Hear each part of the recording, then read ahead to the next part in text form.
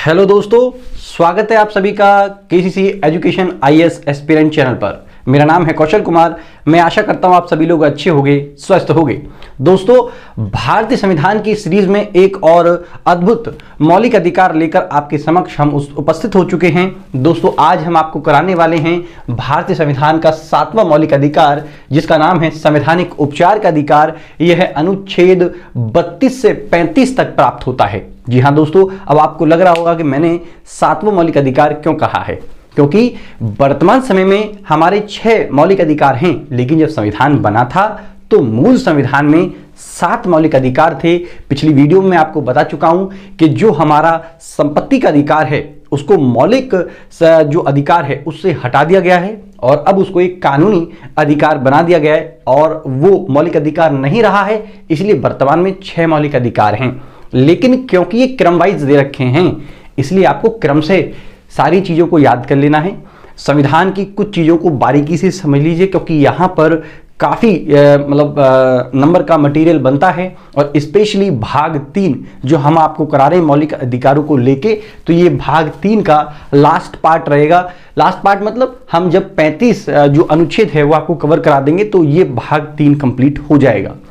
यहां इतनी बारीकी से समझिएगा क्योंकि यहां पे सवाल ज्यादा बनते हैं, ठीक है ना।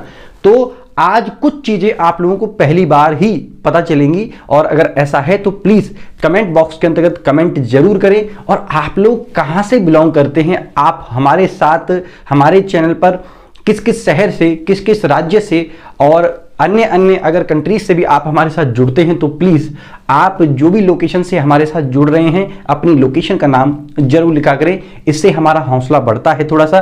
तो चलिए आज बात करते हैं हमारा आर्टिकल 32 के बारे में, लेकिन इससे पहले मैं आपको बता देता हूं कि एक गलतफहमी थोड़ी सी दूर कर लीजिएगा कि संवैधानिक जो उपचार का अधिकार है यह केवल आर्टिकल 32 है, नहीं।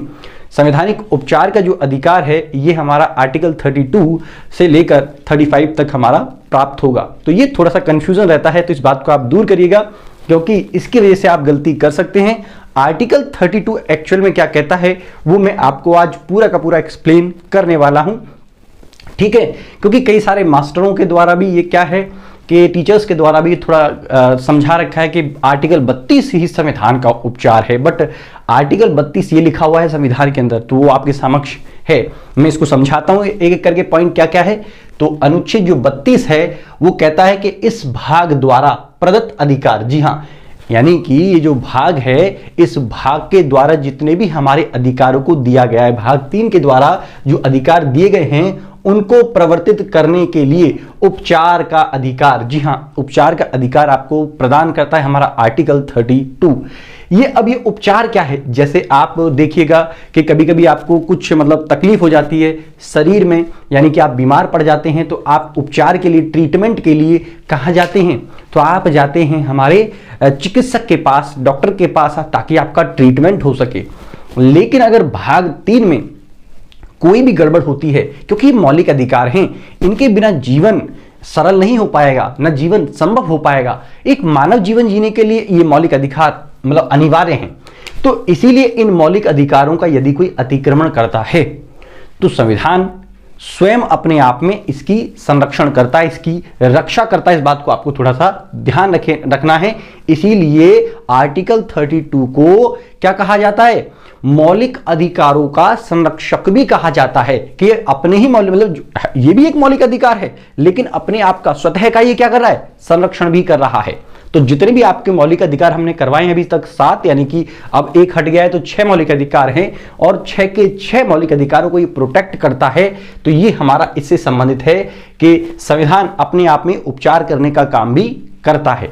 चलिए अब बात कर लेते हैं कि आर्टिकल 32, क्योंकि पहली बार आपको समझ में आएगा तो जीवन में कुछ तकलीफें हैं जो बचपन से 55 तक भोगनी पड़ेंगी, इसलिए पूरे के पूरे कॉन्सेप्ट को क्लियर करते हुए चलिए, ठीक है। तो समस्याएं जीवन में शायद कम आएंगी।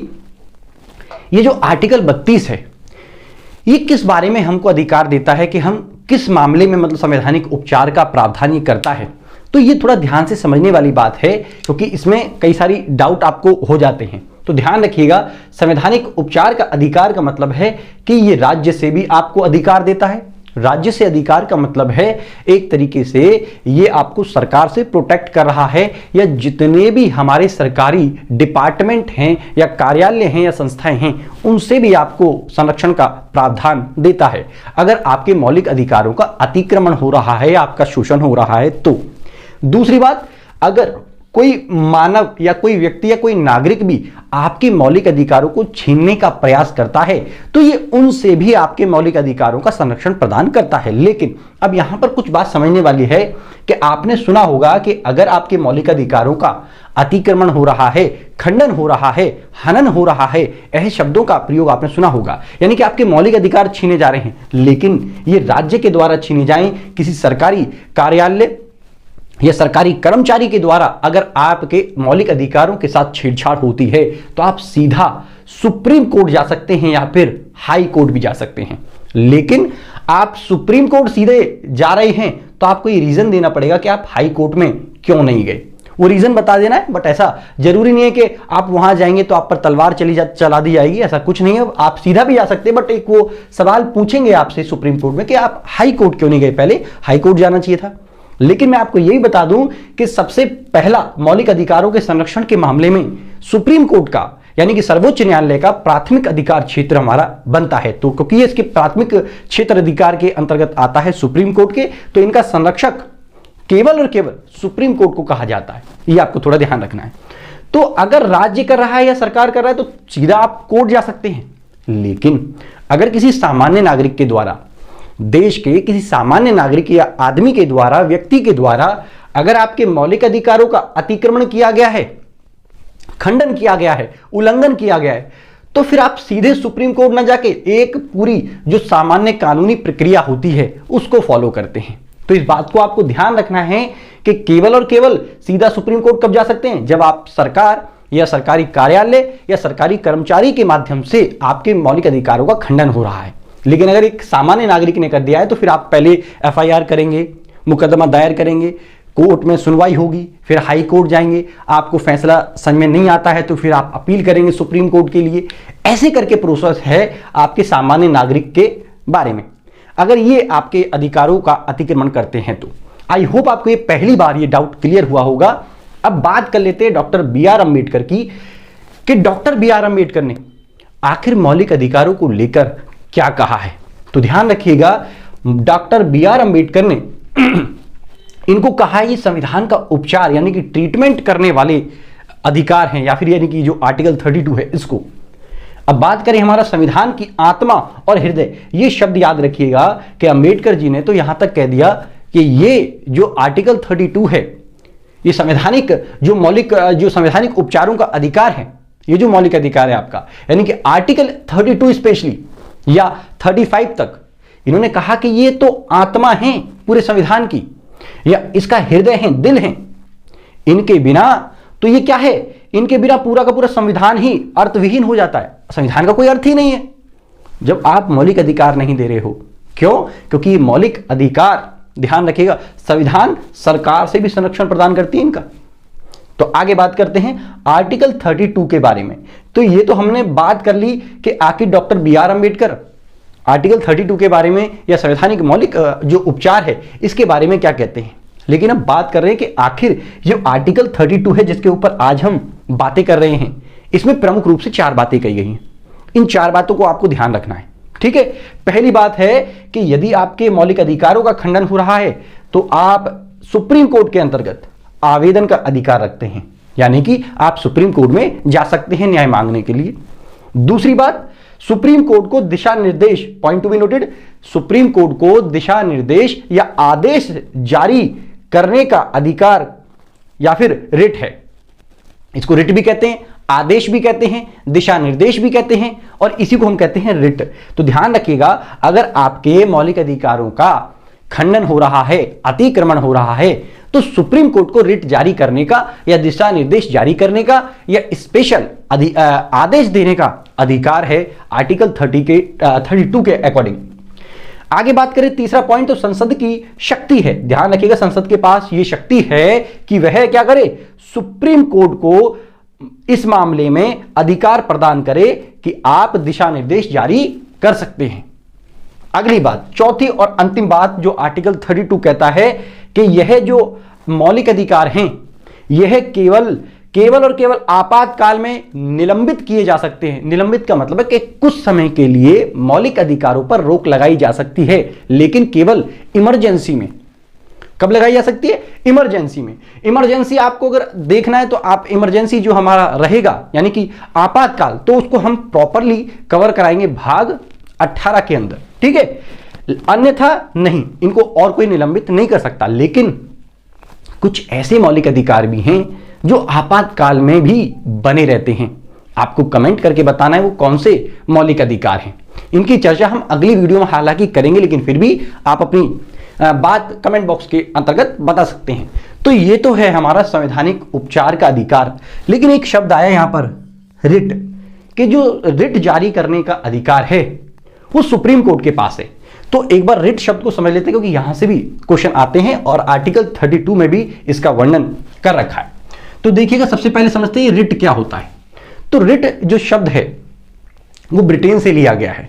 ब्रिटेन में सम्राट के पास, राजा के पास एक विशेष अधिकार होता था जो जारी करता था, आदेश दे देता था। लेकिन हमारे यहां पर ये राष्ट्रपति या सम्राट, हमारे यहां पर सम्राट तो है नहीं, राजा तो है नहीं, लोकतंत्र है। तो हमारे यहां पर तो जो सबसे ऊंचे पद पर बैठा रहता है वो राष्ट्रपति है। लेकिन हमारे यहां पर राष्ट्रपति को रिट जारी करने का अधिकार ना देकर सुप्रीम कोर्ट को यह अधिकार दिया गया है, जबकि ब्रिटेन में वहां का सम्राट रिट जारी करता है। ध्यान रखिएगा। तो ये रिट का मतलब क्या है? विशेष अधिकार जो सम्राट के द्वारा जारी किया जाता है। ब्रिटेन में ये सम्राट के मतलब सम्राट जारी करता है, हमारे यहां पर ये सुप्रीम कोर्ट जारी करता है। ब्रिटेन से लिया गया है, ये बात ध्यान रखनी है। और इस रिट को ध्यान रखिएगा, इस रिट को हम क्या कहते हैं? न्याय का झरना भी कहते हैं। कि जब लोगों के मौलिक अधिकारों का खंडन होता था तो ब्रिटेन में वो सम्राट के पास गुहार लगाते थे, तो और वो न्याय की क्या करते थे? वर्षा कर देते थे उनके ऊपर, उनके साथ न्याय करते थे। इसीलिए इसको न्याय का झरना भी कहा जाता है। किसको? रिट को। अब बात कर लेते कि रिट जारी करने के संबंध में जो अधिकार हैं वो किसके पास है। तो ध्यान रखिएगा, केवल और केवल सर्वोच्च न्यायालय और आपका उच्च न्यायालय, ये दो न्यायालय के अलावा कोई भी न्यायिक प्रणाली या संस्था के पास रिट जारी करने के अधिकार नहीं है, मौलिक अधिकारों को लेकर स्पेशली। ध्यान रखिएगा। तो सबसे पहला यानी कि प्रायोरिटी जो है, प्राथमिकता जो है, वो सर्वोच्च न्यायालय का क्षेत्र अधिकार है, मैंने पहले बता दिया। तो हमारा जो सर्वोच्च न्यायालय है वो रिट जारी कर सकता है। यानी कि अगर मैंने पहले ही बताया कि कोई भी सरकारी कार्यालय, सरकारी अधिकारी या सरकारी संस्था के द्वारा अगर आपके मौलिक अधिकारों का अतिक्रमण हुआ है तो सुप्रीम कोर्ट उस कार्यालय को या राज्य सरकार को या केंद्र सरकार को क्या कर सकता है? रिट जारी कर सकता है।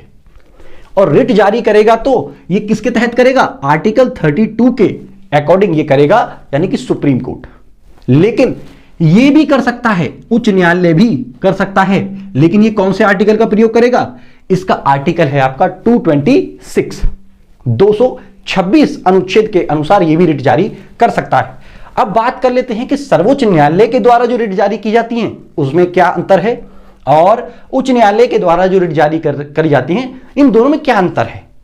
तो सबसे पहली बात कि इसको रिट जारी करने का अधिकार केवल और केवल मूल अधिकारों को लेकर है, यानी कि ये रिट जारी करने का अधिकार रखता है आर्टिकल 32 के अकॉर्डिंग, लेकिन केवल मौलिक अधिकारों को लेकर। जबकि ये मौलिक अधिकारों के बारे में भी और सामान्य अधिकारों को लेकर भी संविधान के रिट जारी कर सकता है।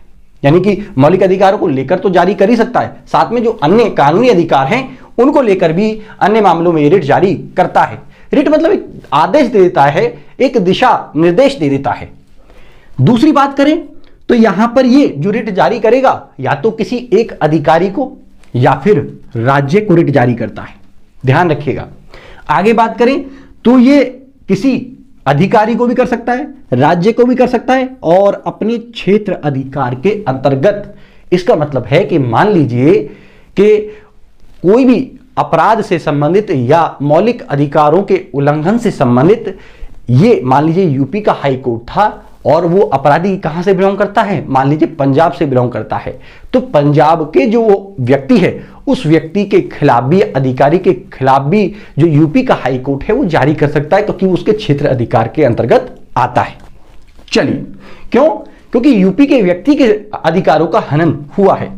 अगर बात करें तो अपने क्षेत्र अधिकारों को मूल अधिकारों के संबंध में नकार नहीं सकता है। यानी कि अगर सुप्रीम कोर्ट के पास कोई भी जाता है, गुहार लगाता है कि मेरे मौलिक अधिकारों का हनन हुआ है, तो ये मना नहीं कर सकता है, इसको कार्रवाई करनी ही पड़ेगी। जबकि ये इसके विवेक पर निर्भर करता है कि ये कार्रवाई करेगा या नहीं करेगा। ठीक है ना। एक और इंपॉर्टेंट बात जो आपको मतलब याद रखनी है कि सुप्रीम कोर्ट को, किसको? सुप्रीम कोर्ट यानी कि सर्वोच्च न्यायालय को ही क्या है, ये गारंटी और सुरक्षा प्रदान करता है।